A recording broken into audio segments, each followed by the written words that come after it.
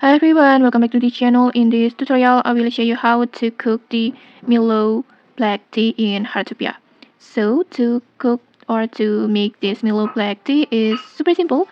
First, you need to reach cooking hobby level 11, and then after that, just buy this Mellow Black Tea recipe. You can buy the recipe from the NPC Massimo, and then after that, just go to your stove, and then in here, just complete all the ingredients. You need the tea leaf like this, and then just replace the milk ingredients to tea leaf too, like this.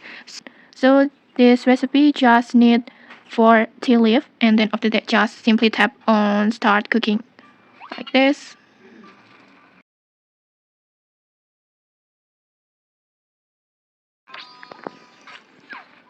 And just like that, you will successfully cook this Mellow Black Tea like this.